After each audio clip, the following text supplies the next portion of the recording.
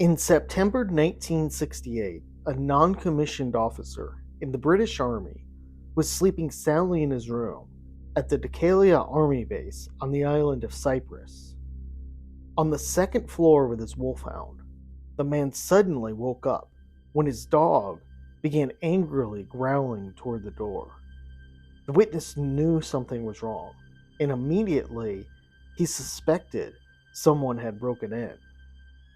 Initially, the officer believed terrorists had infiltrated the base, so he began approaching the door cautiously. As he did, a strange, high pitched humming sound started up near the bottom of the stairs. Terrified, the dog ran under the bed, and the officer went out to the hall to investigate. What he saw next would terrify him for years, along with traumatizing his dog. On the stairs, the man witnesses a strange, horrifying apparition floating up the stairs. Unlike other ghost sightings, though, this entity wasn't fully manifested, meaning only the head and shoulders of it were visible. The strange entity had a glowing orange face and reddish orange hair. The being was wearing a light blue jumpsuit, and it glared at the officer with a blank stare, never blinking. As it approached the top of the stairs, it turned its head a full 180 degrees toward the man. Terrified, the witness backed up into his room and slammed and locked the door.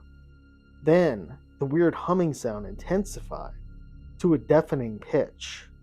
The witness then said there was another sound, like the entity was dragging itself across the floor. Fearful, the soldier had only one weapon in his room, a spear gun, so he grabbed it and fired it through the door. Almost immediately, the sound ceased, and seemingly the creature left. Not being sure and being terrified, the witness stayed in the room, refusing to come out. Around an hour later, a patrolling guard found him, and the officer was sitting up speechless, sitting on the side of his bed. The witness was paralyzed by fear, unable to come to terms with what he saw. In time, the man would recover from this incident, although it's reported his dog never fully recovered. The canine, once an alpha, spent the rest of its life terrified of the slightest sound. So did this man imagine this ordeal, or did he really witness this disembodied humanoid? Many will say that this man experienced a vivid dream. A vivid dream is a dream that feels extremely real, and people are often unable to tell the difference between real life and their dreams. People have been known to sleepwalk and do strange things as well when they are having a vivid dream. A vivid dream would suggest that he was dreaming that an apparition was coming up the stairs. He may have actually walked out into the hall, dreamed that he was seeing a ghost, and then came back into the room and shot the spear gun through the door. He could have woken up at any point and thought he actually had seen an apparition. While on the surface the vivid dream makes sense, it does have at least one major flaw: the dog.